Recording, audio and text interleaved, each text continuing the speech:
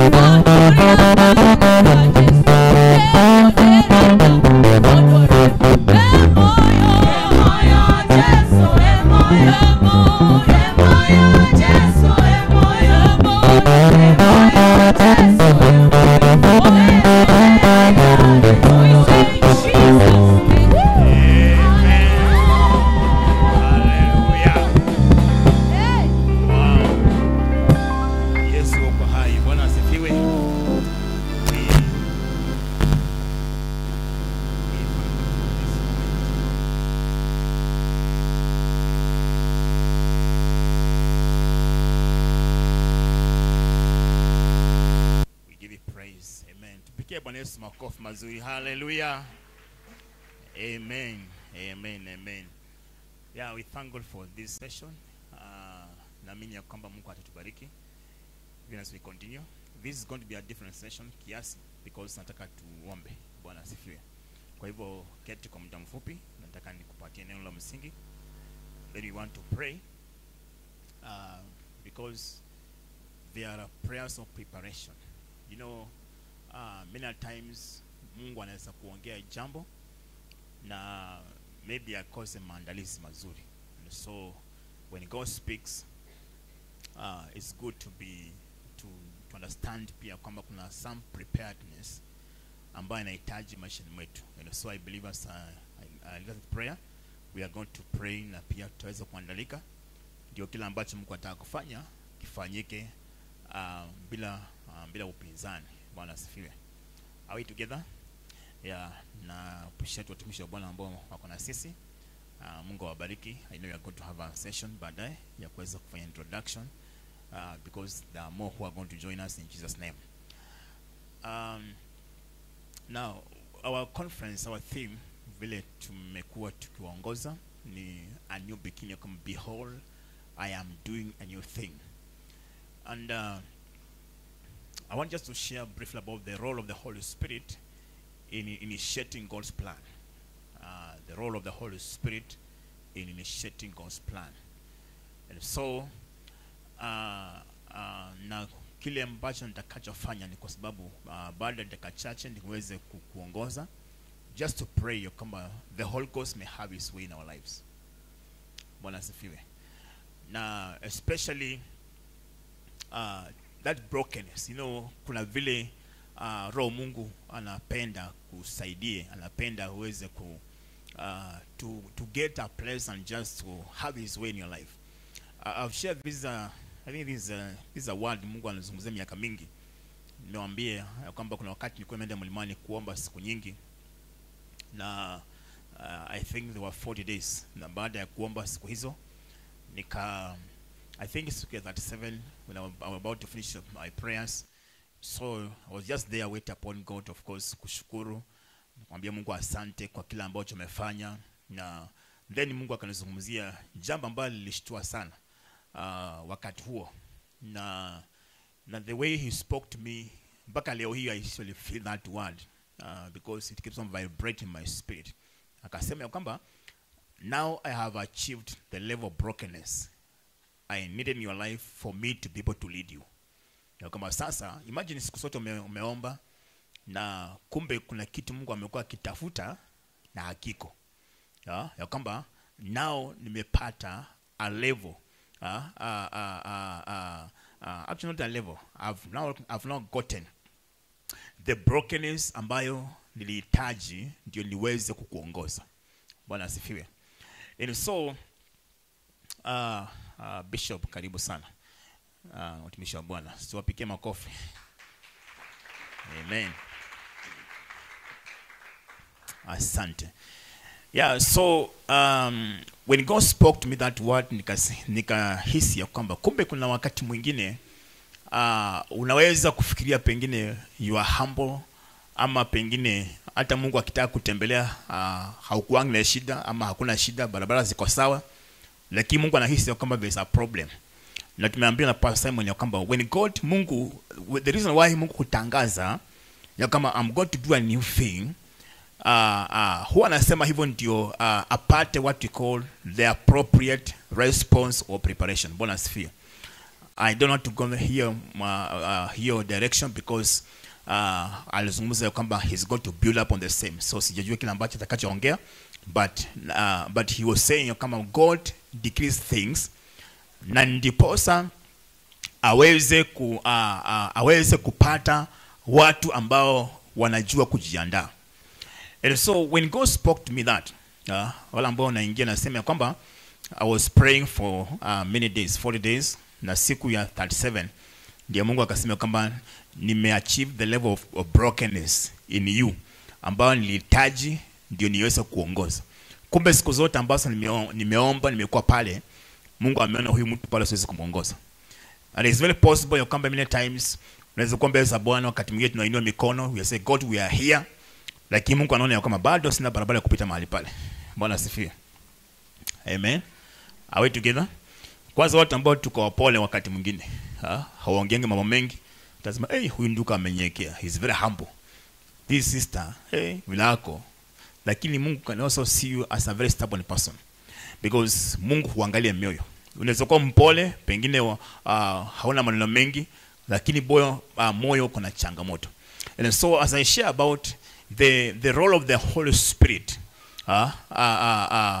in carrying out the work of God in our lives, is kujua ya kwamba Roho Mtakatifu ndiyo custodian ya mambo ya Mungu katika dunia hii, especially his when it comes to the church, the agenda ya Mungu kanisani, the agenda ya Mungu kwa mambo yake dunia hii.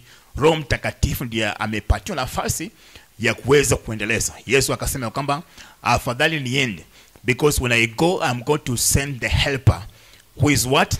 The Holy Spirit. In the book of Romans chapter 8 verse 26, inatuambia udhaifu ambao sisi tunakuanga nao. Inaongea juu ya the weakness ambao watu huwa nao. Romans 8:26 inasema kwamba for we do not know how to pray the way we ought to pray. Those of us who are all ambao kwa screen, tuharakisha, hatuna time nyingi sana. Romans 8:26 ya kwamba kwa kawaida hatujui kuomba. Okay, likewise the Spirit also helps in our weakness. So Bible inasema kama Roho Mtakatifu yeye hutusaidia katika udhaifu wetu. Bwana asifiwe. Anasema for we do not know what we should pray for as we ought, but the Spirit himself makes intercession for us with groanings which cannot be uttered. So Bible inasema kwamba tuko na udhaifu, na udhaifu huu unajiexpress kwa njia mbalimbali. One ni kwamba hatujui kila wakati jinsi ya kuomba itupasavyo kuomba, which means left alone, ukiachwa peke yako, you're going to pray amiss. Bwana asifiwe. Anasema kwamba but Roho Mtakatifu yeye ndiye, but the Spirit himself makes intercession for us with groanings which cannot be uttered. Verse 27.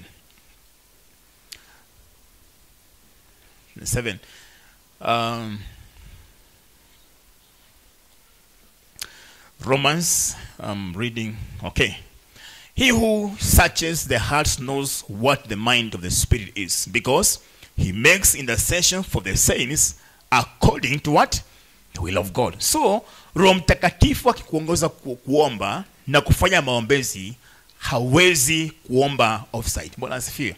Why? Because Roho Mtakatifu yeye ndiye ako na picha ya Mungu, ndiye ako na the blueprint of your life, ako na agenda ya Mungu juu ya maisha yako, ako na kila kitu ambacho kinahusu maisha yako. Sasa Biblia inasema kwamba anapokuombea huwa anaomba akiwa na reference, because he knows what the mind of God is for your life.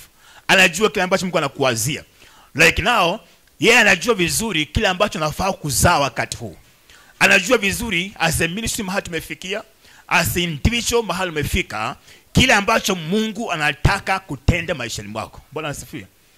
So yeye, because he is with God, Bible inasema kwamba yeye ambaye huwa ana such mind, now he who searches the heart knows what the mind of the Spirit is, because he makes a decision for the saints according to the will of God. So yeye anajua mapenzi ya Bwana, na because anajua akikuja kusaidia kuomba, utaomba sawa sawa mapenzi ya Bwana. Bwana asifiwe.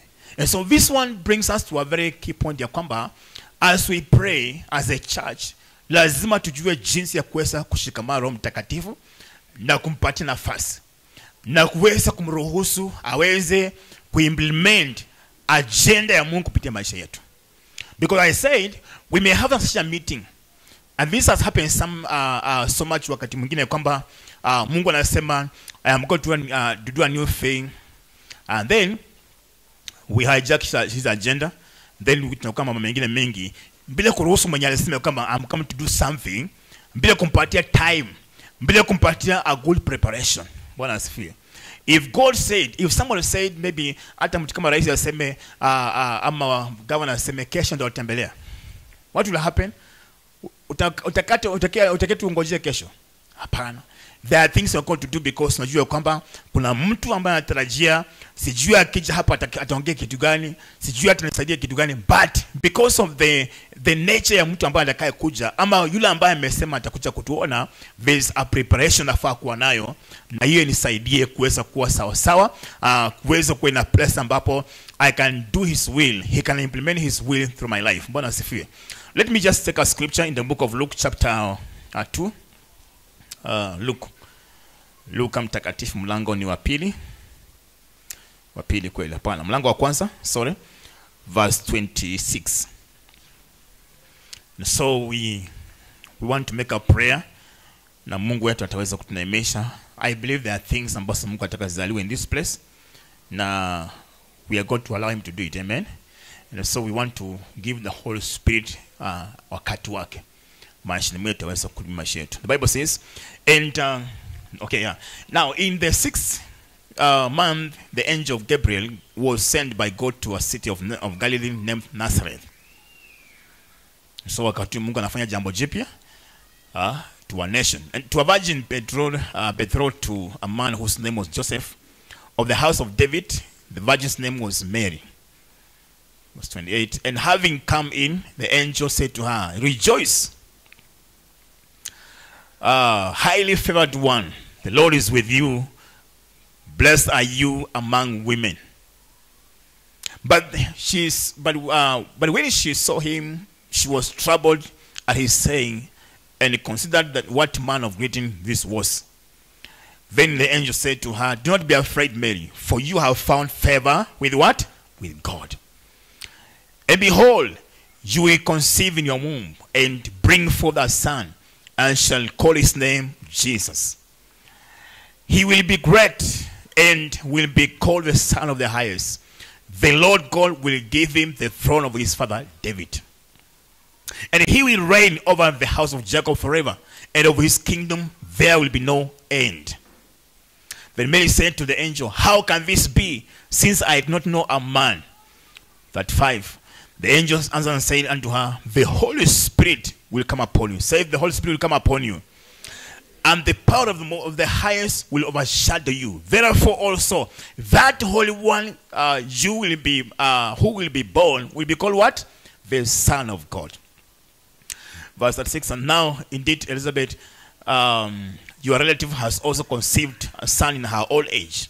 And this is now the 6th month for her, who was called barren. For with God, nothing what? With God, nothing is what? Then Mary said, "Behold, the handmaid of the Lord, or the maid son of the Lord. Let it be unto me according to your word." And the angel departed from her. Bwana asifiwe.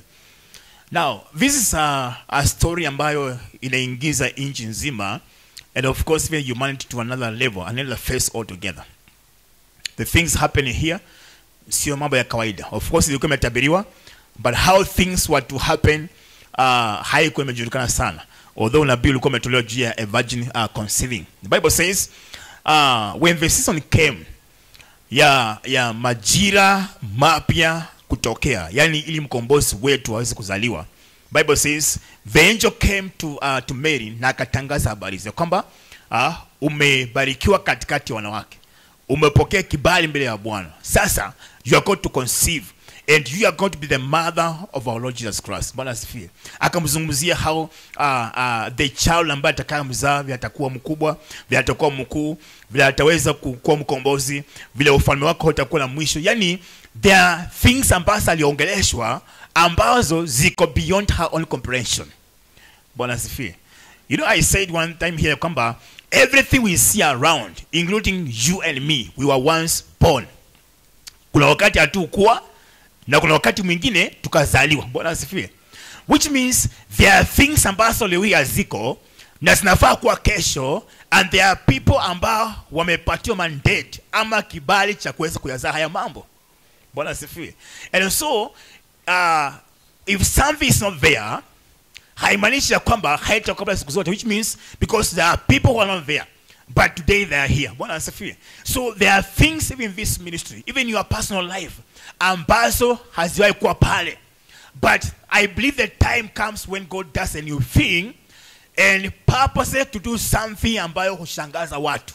Now, this one has come to Mary. Amwambia, you are going to conceive. Mary, by this time, anasikia haya mambo, lakini hata anashangaa. Baadaye akasema, but how can this be? Because I know not, I'm not married yet. Bwana asifiwe. You know, in science, there can never be a conception if a woman, there's no meeting between a man and a woman. That is natural. But you know, there are times ambapo Mungu huingilia kati mpaka ana suspend the things ambazo zinajulikana za wanadamu. There are things ambazo which are not possible because these are things ambazo in the realm of the natural haziko possible. Lakini akaambia kwamba for with God nothing is what? Now we need to begin as a church, as people, to begin thinking and thinking without a box. Yani, don't box God, because there are people hata ukiongea ukisema God is doing a new thing, they try to kuleta mambo in their human perspective. Na kama haingii anasema hiyo haiwezekani. Bwana asifiwe. Please, lazima ujue kwamba the God we worship is a supernatural God ambaye go beyond our comprehension. Kuna the workings of God ambazo no man has ever known them. Because Mungu wetu ni Mungu ambaye pia amejidhihirisha kwetu, but kuna maeneo mengi ambayo hatujui kwake yeye. Bwana asifiwe. There are many things we don't know. The Bible says in Jeremiah 33 verse 3, call unto me and I'll do what? I'll answer you. Akasema kwamba, and I will show you great and mighty things you know nothing about. Which means there are many things ambazo Mungu anataka kufanya ambazo sina habari kwayo. Bwana asifiwe. I thank God for the response of Mary, because wakati aliambia mambo haya yote na baadaye akauliza swali, how can this be, because mimi sijaolewa. The angel told her, the Holy Spirit will do what? Will come upon you, and the power of God will overshadow you. So which means these are things ambazo sio yeye alikuwa afanye. These are things ambazo mbingu time, because Jesus, it was the plan of God to send him. So this something ambayo Mungu mwenyewe alikuwa amepanga kutuma. Mungu mwenyewe ndiye ananishate mambo. Bwana asifiwe. Purpose ya kwamba this is what I'm going to do, and I have found a vessel, but there's a way in which I'm going to do it myself. Bwana asifiwe. Sasa yeye kama angekaa pale kusema najua haiwezekani, you know, that is a way of interrupting the plans of God. But the way aliweza kukubali akasema, may it be unto me, Bwana asifiwe, as per your word. Hiyo ndio ishara ya imani. Bwana asifiwe.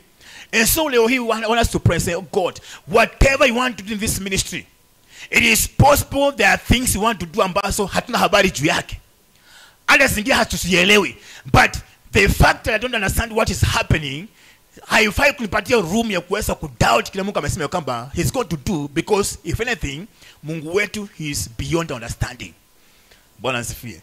There are things of God lazima uweze kukubali by faith. Na uweze kuagree kusema kwamba I know the God I serve is a God ambaye mawazo yake hawezi kuchunguzwa. And therefore he is able to do things ambazo ziko beyond my comprehension, beyond my understanding. Because this time round, it's not about us, it's about him. Na wakati Mungu anasema kwamba I am doing, you know, I am doing is not we are doing. This is something Mungu mwenyewe anainitiate. Bwana asifiwe. But I said, usually wakati Mungu anafanya mambo haya, there's a person ambaye huwa anawaka na yeye. You know, the Bible says in the beginning when God spoke, there was we are told in the beginning, Genesis 1:1, the earth was what? Void, isn't it? But the Holy Ghost was doing what? Hovering over the waters. Then God spoke.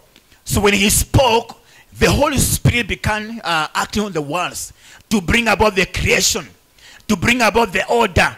As God was speaking, there is somebody who was taking those words na anaanza kushape those words to produce the results ambazo Mungu anataka kusionekana. The Holy Ghost is very key in our work here. Bwana asifiwe. And so as we go before God in prayer, nataka tumwambie Roho Mtakatifu, hii ni majira yako. Amen. Mungu unajua kwamba ni wewe umeitana. You know, Bwana asifiwe. You know, we have been told us in Pastor Faith kwamba kuna Yesu alitembea kwa mother, kwa siku mother ndiye alikuwa na dada yake anaitwa Mary. In Luke chapter what? 10. Let me confirm this one to you. Maybe you can note somewhere.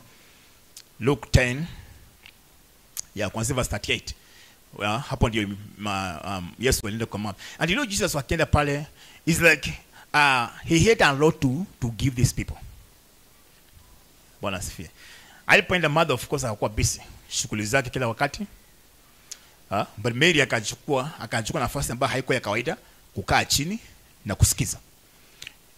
Anybody Yesu hakuwa peke yake. I know Yesu alikuwa anatembea na wanafunzi wake na wageni wengine. So it's normal wageni wakikuja kuwashughulikia. But I believe Mary aliweza kudiscern ya kwamba the way Jesus amekuja, Bwana asifiwe. I don't know how she was able, but we are being taught about perceiving, ndio? Ya kwamba there are times ukianza kuchunguza ulimwengu wa roho, you can feel ya kwamba there is something ambayo Mungu anataka kuongea. There is something ambayo mbingu imejiandaa kurelease. So wakati huo si wakati wa kuwa busy kuongea, but ni wakati wa kuwa calm and wait and just be expectant. So I believe there's a way Mary alikuwa amejua Yesu. Because Jesus was their friend. But this time round when Jesus came, akajua the way he has come today, it seems there's something special he has to speak to us. Sasa hii, I won't go to the normal way ya kuserve. I will sit and wait and just listen to him. Bible inasema kama Mary akakaa pale akasikiza Yesu akiongea. Baada akasumbuka, ni kama aliitana hakuitika.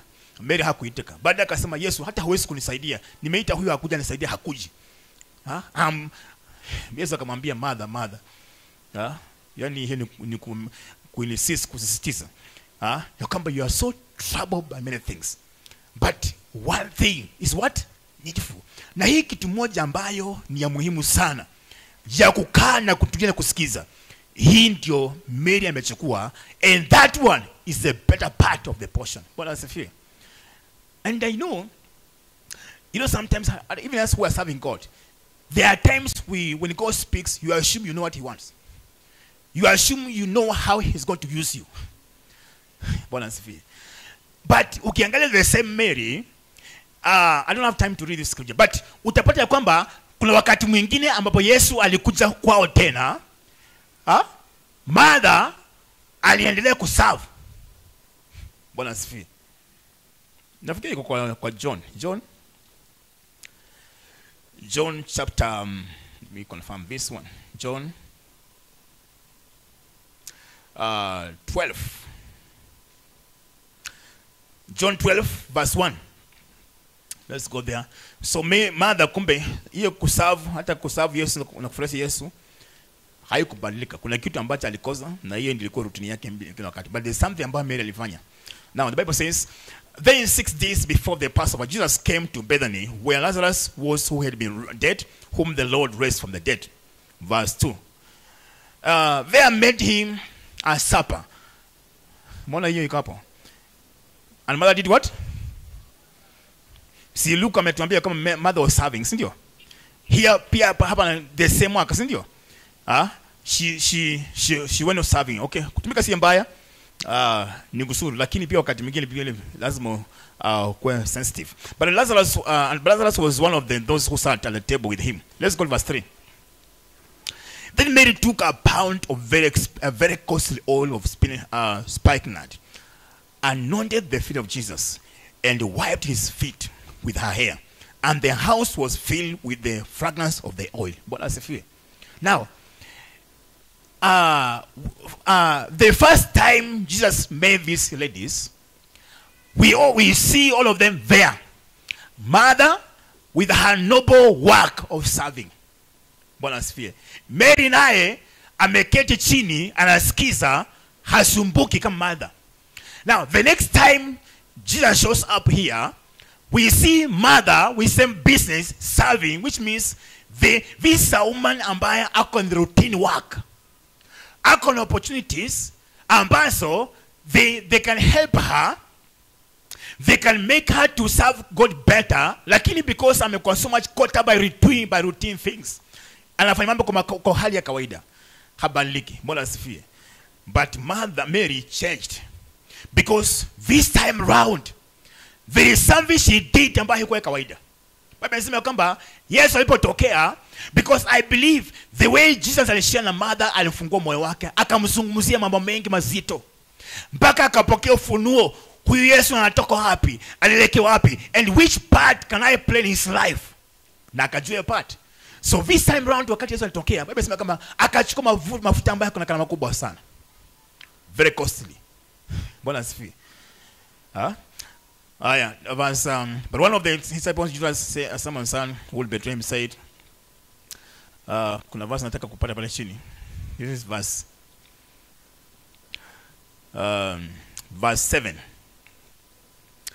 Verse 7. So watu wameanza kuteta because what he did, yani alimefanya kitendo ambacho mpaka wanafunzi wa Yesu mwenyewe wanaanza kushtuka. Sema hii si ya kawaida. Hata sisi, this is excess. This beyond what is normal. Wakasema hapana, hii ingeuzwe pale maskini. Yesu akasema mwachilie. Let her alone. She has kept this for the day of my burial. Look at that revelation. So which means there is a revelation ambayo Mary alipokea wakati alikuwa na Yesu Kristo. Na huu ufunuo ambao alikuwa nao, because ukisoma that scripture maandiko mengine, ukisoma gospel zingine anasema kwamba Yesu alisema kwamba and whatever has been done, every place the gospel inahubiriwa, her name will be mentioned for the things. But you know, this action ilitokana na yeye kuweza kambele za Kristo Yesu na kupata time ya kumsikiza. Wapendwa, when you have time to hear from him, you are going to do different things. When you get adequate time na Mungu wako, ukikala vizuri na Mungu, umsikize, because I believe many things has fanyiki because watu hatukuangi enough time kusikia Mungu. And that's why I appreciate the message of hearing the voice of God. Because if you hear him, na usikie Mungu anaongea, unasikia hiyo mambo anaongea, ndiye anakupatia idea of where he's going. Bwana asifiwe. Ndio pia uweze kujiposition pale.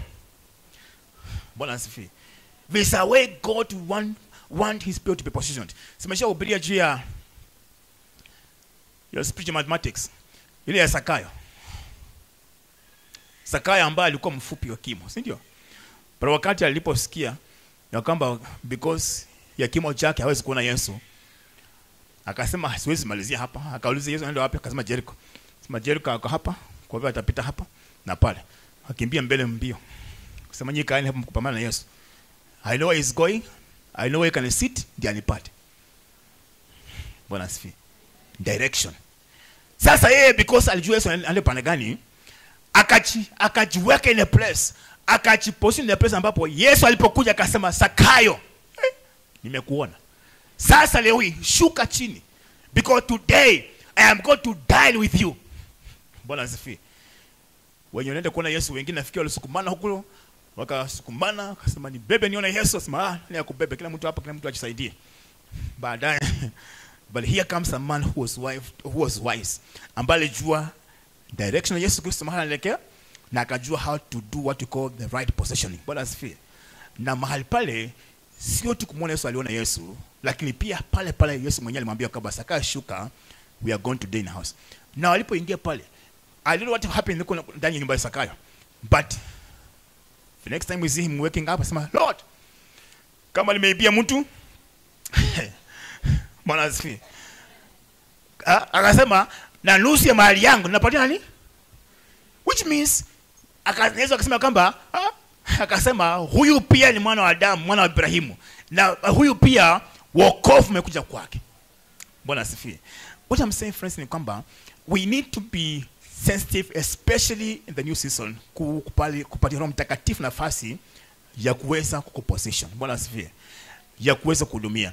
I'm saying Mary the time alikana Yesu Kristo, alijua this person, the things he's talking about, there's a place I can take in his mission. Bwana asifiwe. Na hiyo ndiyo ilibadilisha hatima yake, because hawezi kana Mungu no back the same. Nataka tumpatie Roho Mtakatifu nafasi dakika chache. Nilisema kwamba I was to have a preaching session, lakini wakati nilikuwa na tafakari nikasikia Mungu amesema kwamba nipatie time pia nami. Bwana asifiwe. Pia nipatie time. na because yeye ndiye ameitana, si yeye ndiye amesema I'm doing a new thing. Can we give him some time na tuabudu, tumwambie Roho Mtakatifu we are here. Mary akasema kwamba behold I'm here. Alipoambia the Holy Ghost is come upon, which means we are helpless bila Roho Mtakatifu. He is the one who is going to implement the things of God. Mungu anapoongea, yeye wana participate kwa upande wa gani kuimplement. Na ndiposa aweze kuimplement, lazima pia apatiwe nafasi. Bwana asifiwe. If the Holy Ghost has to do the flowing, we have to do the yielding unto him. Allow him to have what? His way. Nataka tukue na nafasi ya waimbaji wakuja pande hii, watuongoze kwa nyimbo mbili za kuabudu Bwana. Alafu we just go before God and just release our heart to the Holy Spirit of God. Mtumishi wa Mungu Pastor Simon anapojiandaa, we want to pray kama Lord have your way. Holy Ghost, we give you a place in our lives. Roho Mtakatifu, tunakudhamini na kuheshimu sana. Tungependa tuachie this meeting in your hands.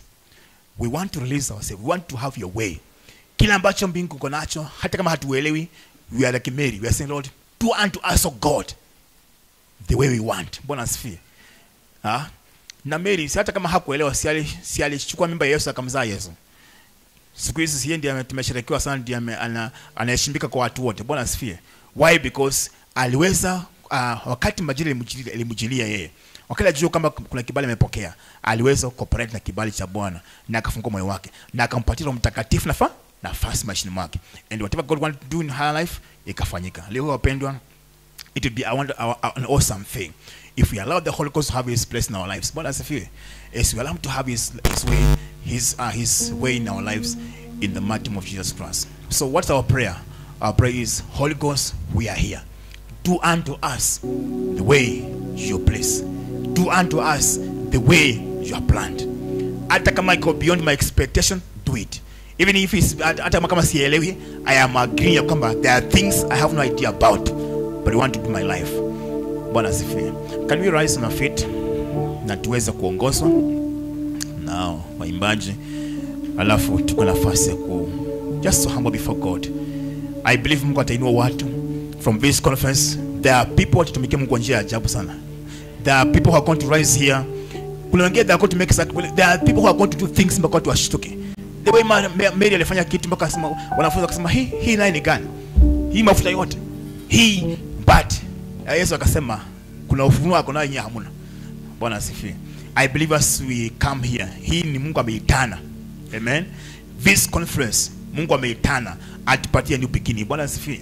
And there are things ambazo mbingu ingependa kuachilia. And the best thing we can do to God is to prepare a way for him, to prepare our heart for him. Because Mungu anapokuja, yeye kuna mahali anafaa kuland kwa mioyo yetu, si ndio? Prepare your heart, say, God, here I came. I know God, when Mungu alipoitana Mungu, there's something you had in your mind to do in this meeting. Bwana, singependa kufungua moyo wangu Bwana, nikose kile ambacho nataka kunipatia kwa jina la Yesu Kristo. Oh, Yashanda. Father, we thank you so much. Holy Ghost, we thank you. Because we need to pray. Hatujijiza kuomba tunafaa kuomba, lakini wewe ndiye hutuongoza. We are here, we may not claim to know everything you want to do, oh God. Wewe ndiye unajua tunataka kufanya. Na pia Roho Mtakatifu na pia naelewa kile ambacho Mungu anataka kufanya, because yeye Roho Mungu, yeye ndiye huchunguza moyo wa Mungu. Anajua vizuri kile Mungu anataka kufanya. And today as we gather here, we open our heart to him because we know he has a lot to speak to us. There's a lot to transfer to our spirit. Oh God, we open our heart today in the mighty name of Jesus Christ. Thank you. Mimi sina mwingine ila wewe Bwana,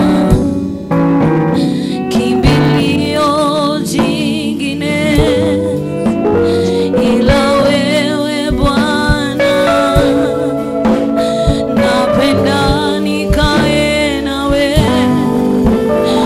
ewe Bwana wangu, nipe na Roho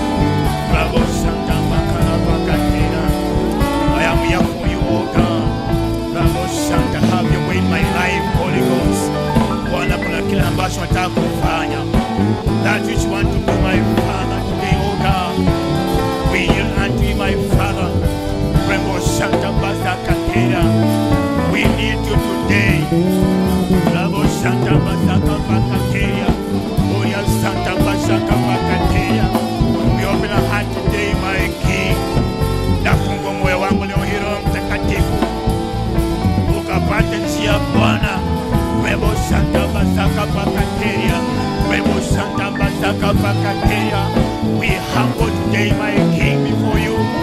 We yield unto you today. We surrender today. You may do what you want to do in my life. Bwana ukafanye kila ambacho Roho Mtakatifu anatamani kufanya kwa jina la Yesu Kristo. Today you want to choose the best. Ya ukambele zake with a desire to hear him, with a desire to listen to him. We want to hear you, Holy Ghost. We know there are things ambazo mbingu inataka kuachilia. Bible says the things ambazo Mungu anaandalia wampendao hakuna jicho limeona, hakuna masikio yamesikia, hakuna mawazo shanta kuwaza kusikia, bali Mungu amefunua kwetu kupitia Roho Mtakatifu. Remo Santa Masaka Pakateria, Remo Santa Masaka Pakateria. Roho Mtakatifu ndiye custodiana. Roho Mtakatifu ndiye anaelewa kila ambacho kiko ndani ya moyo wa Bwana kwa ajili yetu.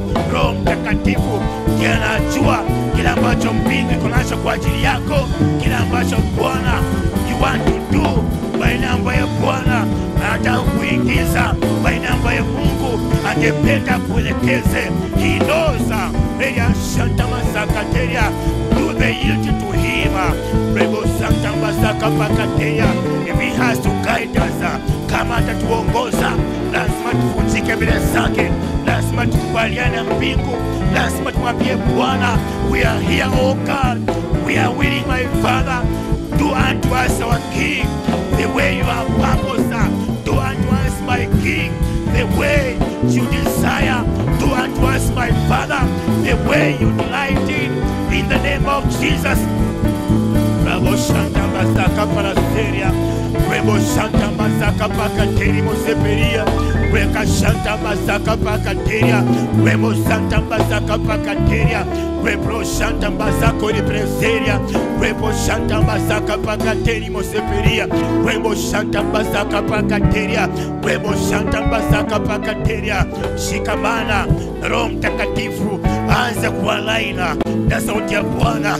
Rebo Santa Masaka Pakateria, yeye ndiye anajua unafaa kukaa wapi, unafaa kuingia wapi. Eya Shanta Masakateria, unafaa kusimama kwa njia gani. Rebo Santa Masakateria, angependa ufanye nini. Rebo Santa Masakateria, hata Mary baada ukana Yesu na kumsikiza, alijua sehemu yake ni gani, alijua kitu gani anapaswa kufanya. Santa Masakateria, kupokea mwelekeo maishani ni kujua kile upaswacho kufanya kila wakati. Santa Masakateria, na jinsi ya kufanya ni kupokea kuelewa jinsi unafaa kusimama kila wakati. Santa Masakateria, Santa Masakateria, Bwana atuondolee ukawaida. Rebo Santa Masakateria, Mungu aondoe dini, aondoe routine things. Santa, kufanya mambo kwa njia mazoea, kwa njia kawaida. Leo hii tunakataa box ya God, kuweza kumweka Mungu wetu kwa box ya kwamba there are things hawezi kufanya. Lazima waamini ya kwamba there are many things ambazo Mungu anaweza kufanya, ziko beyond our comprehension. We should be ready for the visitation. We should be ready for the invasion of God in our lives, in the name of Jesus. Rabo Shanta Masaka Praseria, Rabo Shanta Masaka Pakateri Moseperia Kara, Rebo Santa Masaka Pakateri Moseperia, Rebo Santa Masaka Pakateria, Rebo Santa Masaka Pakateri Moseperia. Pray, Rabo Santa, pray. Hiyo kuomba ni kwa line, pray. Hiyo kuomba kina kupatia alignment. Rebo Santa Masaka Pakateria, hiyo kuomba kina kwa line as you pray in the spirit. Rebo Santa Masaka Pakateria, Rebo Santa Masaka Pakateria, inatuwa line na sauti ya Bwana. Hiyo maombi ambayo tunaomba leo hii inakuwa line na kila ambacho mbingu iko tayari kuachilia.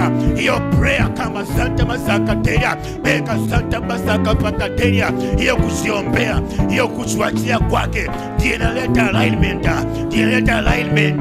Rebo Santa Masakateria, wengine kuna njia ambayo tumechukua, tumeondokea Bwana, tumechukua the wrong tangent, but today may there be a restoration, may there be a alignment. Area Santa Masakateria, Rebo Santa Masakateria, tonight we gather here, O King of Kings, realign this ministry. Hata huduma hii Bwana irejeshe my Savior kwa misingi yake Baba, because it's our work ambayo Bwana ungependa kuitekeleza. I pray for alignment, I pray for alignment, I pray pray. Area Santa Masakateria. Bara Secretary Boshapra Sokora.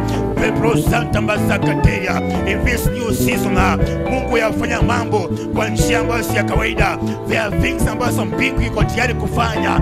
Eba Santa Masakateria. Rebo Santa Masakateria. Rebo Santa Masakateria. Rebo Santa Masakateria. Holy Ghost, have your way. Holy Ghost, have your way. Rabo Santa, in my life, have your way. In this service, have your way. In this conference, have your way. Rabo Santa Basakateria. Rabo Santa Basaka Pakateria.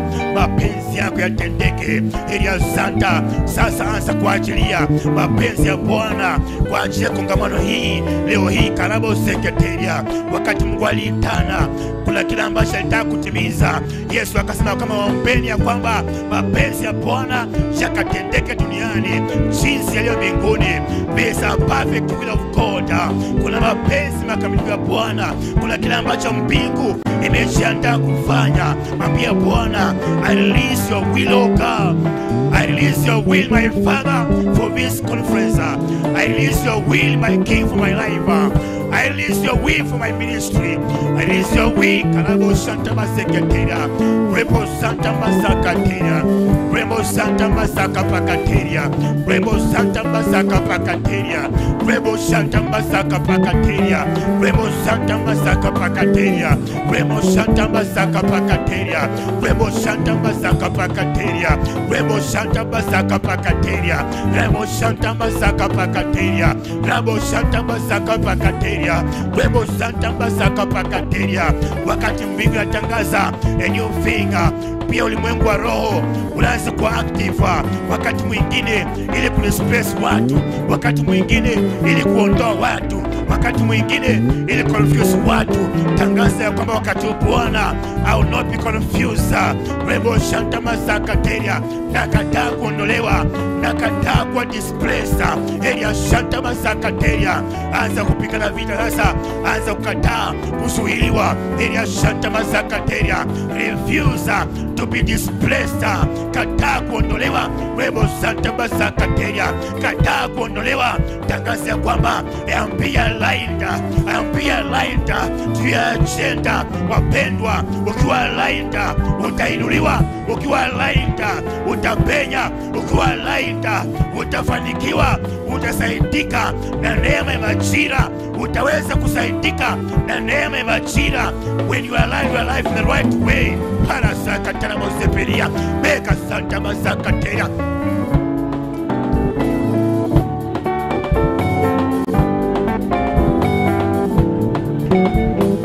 Baba Santa Masakateria. Kataa kuondolewa. Ramo Santa Masaka Pakateria. Remo Santa Masaka Pakateria Moseperia. Ramo Santa Masaka Pakateria. Remo Santa Masaka Pakateria. Wakati wa new season wapendwa, kuna wakati ambapo kuna lot of spiritual activities, kuna lot of things going on in the spiritual realm. Tangaza kwa Bwana, mimi nitabaki wima Bwana. Nakataa kuondolewa. Nakataa kuondolewa. Remo Santa Masakateria. Nakataa kuwa displaced. Remo Santa Masakateria. I decree I am being aligned to your agenda of my life, to your plan for me. Remo Santa Masakateria. And your will, my master, ambaye Bwana mbingu imekusudia. That's a will ambaye leo hii Bwana we release it, my king. Remo Santa Masaka Panaseria. Remo Santa Masaka Pakateria. Remo Santo Boshoko ni Preseke. Rabo Santa Masako ni Preseria. Rabo Santa Masako ni Peketeria. Rabo Santo Bosoko ni Pakatera. Rabo Santo Bosoko ni Pakatera. Raka Santa Masako ni Peketeria. Rabo Santa Masako ni Peketeria. Just pray the spirit. Rabo Santa Masako ni Preseria. Rabo Santa Masako ni Pakatera. Rabo Santa Masako ni Pakatera. Rabo Santa Masako ni Peketeria. Fight, fighter. Wingie Ribo Santa. wengine tulikuwa tumeondolewa, wengine walikuwa wameanza kuondoka. Elia Shanta, fight your way back. Ambie Bwana, I return. Rebo Santa Mazakateria, I align my life again. I return. Maka Secretaria, neema ambayo Bwana niko naanza kuiondokea sasa. Baba, narejea kwa hiyo neema, narejea kwa hizo nguvu, narejea kwa mpango wako Bwana leo hii, in the name of Jesus. Rebo Santa Bazaka Proseria, Rabo Santa Bazaka Pakateri Moseperia, Rabo Santa Bazaka Pakateria, Rebo Santa Bazaka Pakateria, Rabo Santa Bazaka Pakateria. There are people from this conference, Rebo Santa Bazaka Teria, watainuka kwa njia ya ajabu, watainuka kwa njia sio kawaida. Elia Santa Bazaka Teria, kwa sababu haya ni majira ya kuinua. Elia Santa, not about you, it's about him. Kila ambacho mbingu imepanga kufanya, we are just aligning to the same, just availing ourselves to him. The way Mary alishaavaila kwa Roho Mtakatifu, pia nasi kama huduma, kama watumishi tunashaavaila kwa Roho Mtakatifu, akatufanyie, akaweza kutenda kila ambacho ametamani kufanya siku nyingi. In the name of Jesus, there are things ambazo Mungu wakati mwingi ametamani kufanya, lakini nafasi hakupatiwa. Leo hii we are giving a praise in the name of Jesus. Rabo Santa Bazaka Proseketeria, Rabo Santa Bazaka Pakateri Bosepekira Soroko, Rebo Santa Bazaka Proseketeria, Rabo Santa Bazaka Proseria, Rebo Santa Masokoteri Mokurapa, Rebo Santa Mashaka Proseria, Rabo Santa Bazaka Pakateria, Rebo Santa Bashaka Pakateri Bosepekira Sota Bokurapa, Rebo Santa Bazaka Pakateria. As you worship him, Rebo Santa Bazaka Pakateria, Rebo Santa Bazaka Pakateria, in the mighty name of Jesus. Rebo Santa Bazaka Pakateria. Leo hii kuna wengi ambao Yesu anarejesha, kuna wengi ambao Bwana anarejesha to his original plan. Kuna kile ambacho Mungu alitaka na maisha yako. Leo hii tunapokea urejesho wa Bwana to his original plan in the name of Jesus. Rabo Santa Bazaka Pakateria, Rabo Santa Bazaka Pakateria, Rabo Santa Bazaka Pakateri Boseperia.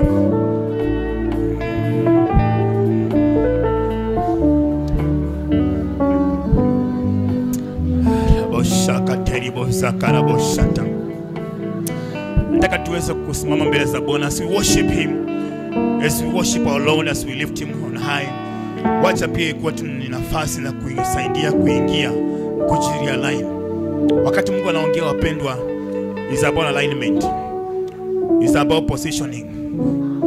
Oh Rabo Shaka Tarabo Zekeria Shanta. Yesu, huyu Yesu rafiki mwema. Yesu. Nataka tusimame. Just lift up your hand before God. We want to worship him, our Lord. We just want to love our Lord Jesus Christ. He is our faithful God. We want to lift up our worship to him and bless his name in the mighty way, in the mighty name of Jesus Christ. Kuna yule aliyenipenda si kwa ajili ya mali, alinipenda wala kujali udhaifu wangu, akanionyesha upendo ambao sijaona kwa wengine. Huyu halali wala asinzi, hata leo hajawahi kunichoka. Sikumtafuta, ni yeye aliyekuja kwangu, nikawacha dhambi, makosa yangu. Yesu alinipenda wala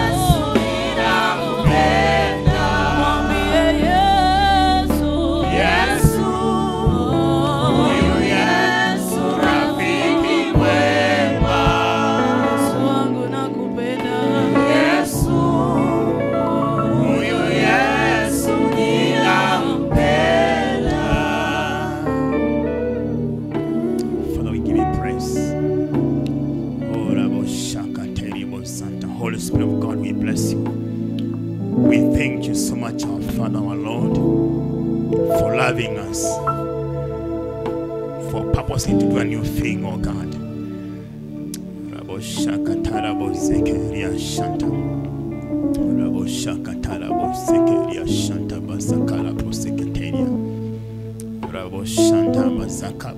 Lord, we are here for you. We want to agree with you, my Father. We want to position our lives, oh God. We may partake from above. We may partake that which you have for us in the mighty name of Jesus Christ. We know, Father, there are many things we want to do, oh God, that we have no idea about, my Father. There are many things we want to do, my God, that we are yet to comprehend, my Father. But today we lift our faith unto my God, even believing that the impossible will become possible with you. Lord, the things, Ambassador, they go beyond our ability, beyond human limitation, oh God. We believe when we invade this place, my Master, when you come to the realm of humanity, my Master, there are things you do, oh God. Lord, you surprise men. That's why you are a God. And because this is your meeting, Lord, we submit our life unto you, Lord. And Lord, just agree with you, my Master. We accept the new thing you are doing, oh God. We receive the new thing you are doing, my Master.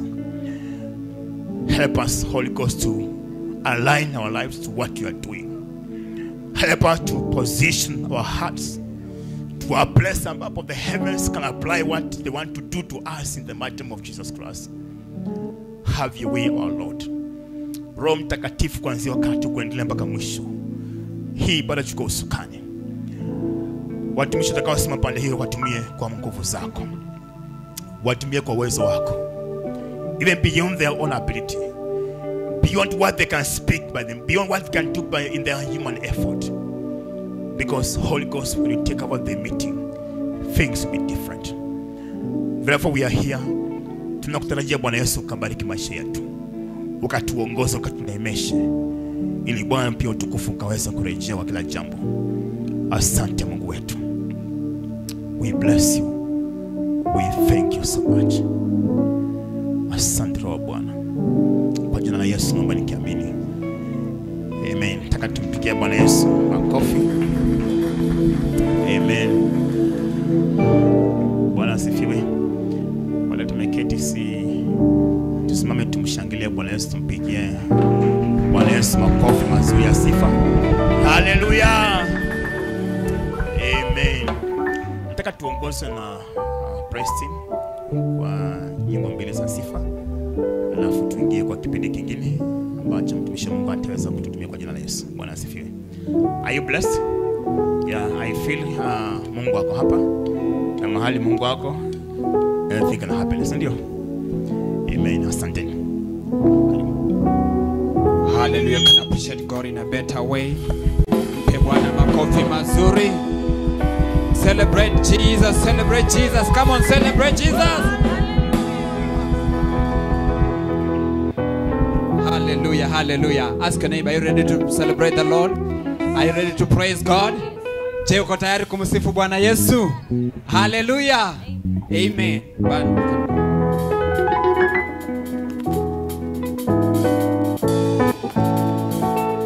You can put your hands together and celebrate Him.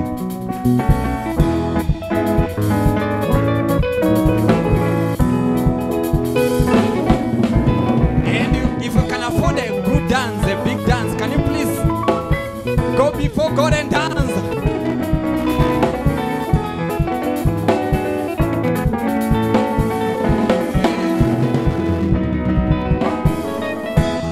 Harabaribi, Haribi Rabata, King of Glory, Rose of Sharon, you are worthy, you are worthy, you are worthy, so take the glory. Haribi, Haribi Rampata, King of Glory, Rose of Sharon, you are worthy, you are worthy, you are worthy, so take Harabari, Haribi Rabata, King of Glory, Rose of Sharon, you are worthy, you are worthy,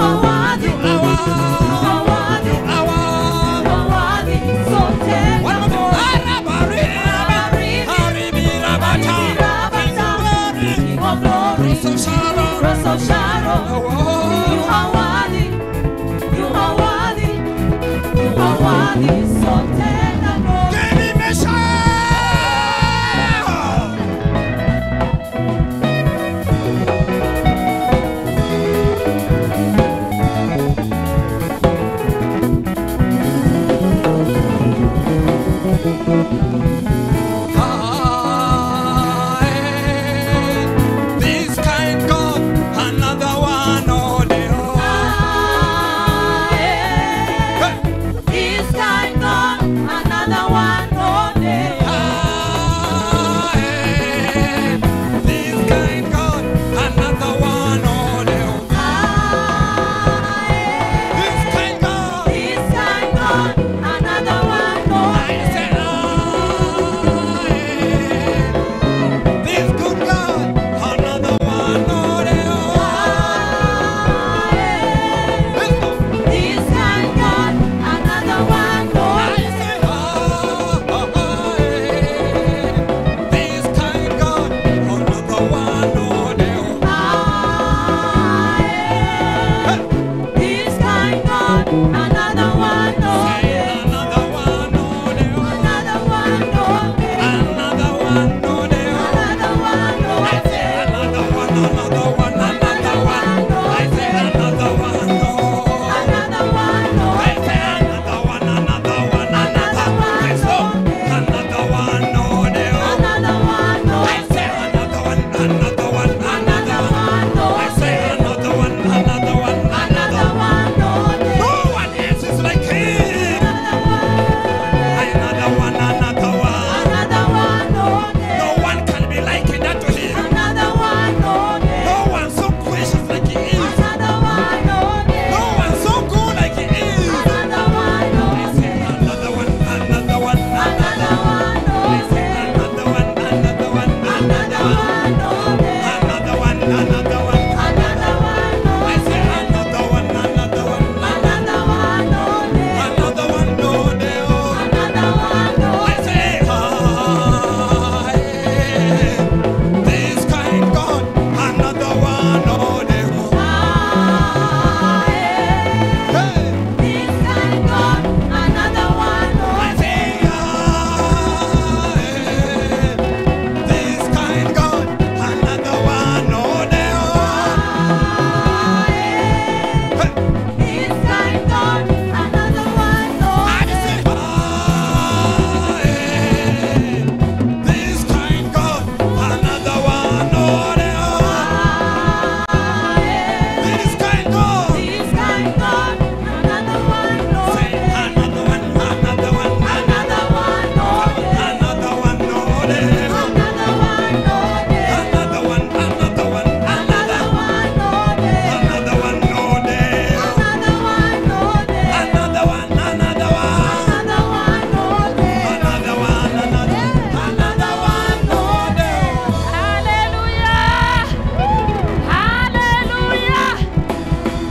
Hallelujah. That is the nature of our God. Unajua ukitaka kufanya transactions na Mungu, kitu moja unapaswa kujua ni character yake. When you know his character, you'll be able to do transactions with him. And one of the character of our God, oh, just tell your neighbor, one of the character of my God, oh, is a kind God. Amen. Salimia jirani yako on your left, on your right. Mwambie mara tena karibu hapa Kingdom Seekers Fellowship. A place where we fellowship with God as we fellowship with one another. Tunapendaga ushirika sana, so tunasalimianaga mara kwa mara kwa sababu tunapenda ushirika. You can have your blessed seats in the presence of the Lord. Tunashukuru Mungu sana. This is our day 2 of our conference and it is getting bigger, it's getting better. Yeah. Are you blessed so far? Personally, I'm blessed and I'm happy that I made a choice to be here. I made a choice not to be like mother